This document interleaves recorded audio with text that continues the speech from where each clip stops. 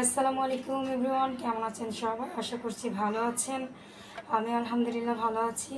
তো রান্নাঘরে আসলাম, পাস্তা রান্না করব ভাবছি।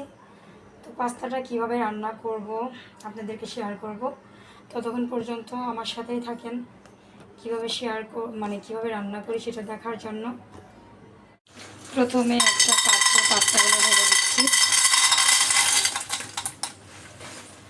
তো এখন পানি দিয়ে দিচ্ছি। পাস্তা রান্না করতে কিন্তু সবাই পারে, এটা কোনো ব্যাপার না। তো আমি রান্না করছি, এই জন্য ভাবছি আপনাদেরকে একটু শেয়ার করি। পরিমাপ মতো পানি দিতে হবে যেন পাস্তাগুলো ভালোভাবে সেদ্ধ হয়। এখন একটু তেল দিয়ে দিচ্ছি। তেল দিলে হয় কি, পাস্তাটা একটার সঙ্গে একটা লেগে না যায়, এজন্য তেল দিলে ভালো হয়।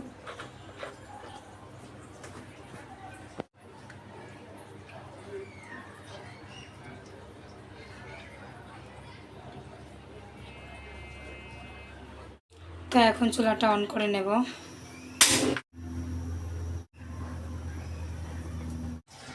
তো পাস্তাটা কিন্তু একদম পারফেক্টভাবে সেদ্ধ হয়ে গেছে। এই যে পাস্তা কিন্তু বেশি নরম করলে আবার খেতে ভালো লাগে না, এর জন্য যেন একটু শক্ত শক্ত থাকে। যখন একটু শক্ত শক্ত থাকবে তখনই নামাতে হবে আর কি।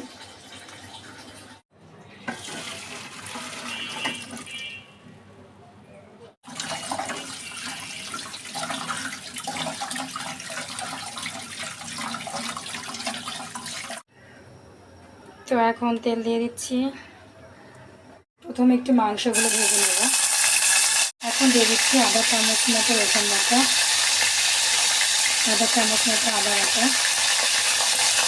সামান্য একটু পানি দিয়ে দিব যেন লেগে না যায় মাংসগুলো। কাঁচা মরিচ আর পেঁয়াজ দিয়ে দিলাম।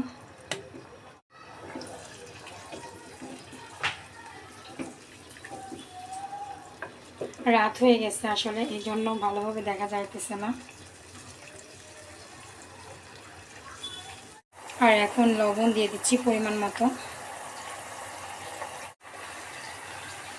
পাস্তা নুডলসে কিন্তু এমনি লবণ থাকে, এই জন্য লবণটা সবসময় কম দেওয়ার চেষ্টা করবেন। আর এগুলো বাচ্চাদের প্রতিদিন খাওয়ানো ঠিক না, মাঝে মাঝে খাইলে সমস্যা নেই, প্রতিদিন খাওয়ালে আসলে এটা সমস্যা হয়ে যাবে। প্রতিদিন খাওয়ালে সমস্যা হতে পারে, যেহেতু এটা অনেক লবণ থাকে পাস্তা নুডলসে। এইটা শুধু বেঁকে বেঁকে যাচ্ছে, কারণ এটা অনেক পিছলা এই পাত্রটা। পাস্তাগুলো ঢেলে দিচ্ছি। আজকে একদমই অন্যরকমভাবে পাস্তাটা বানালাম, এর আগে বানাইতাম অন্যভাবে, আর আজকে একদম সহজভাবে বানাই ফেললাম।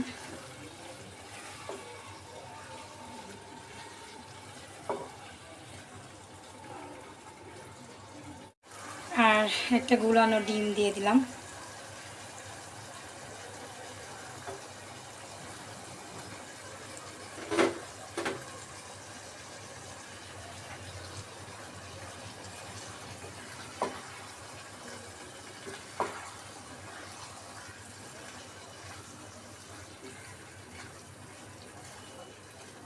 তো পাস্তাটা রান্না কেমন হয়েছে অবশ্যই কমেন্টের মাধ্যমে জানাবেন।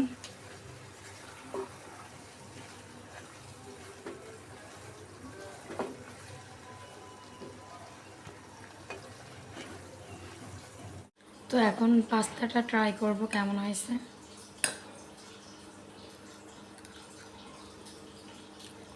অনেক মজা হয়েছে।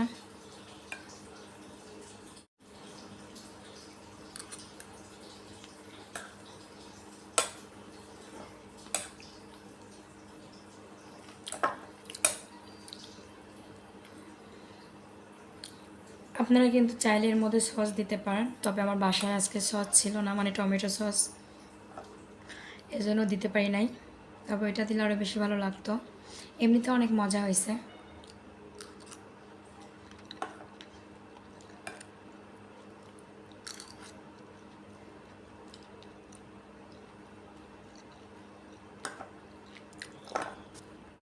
আর এদিকে আমার মেয়েরা ঘুমাচ্ছে, আজকে দুপুরে তারা ঘুমায় নাই, বিকেলে ঘুমিয়েছে, জানি না কখন উঠবে। দেখেন তারা বালিশে বালিশ শুধু অযথা দেওয়া, বালিশের শয় না, এদিক ওদিক চলে যায়।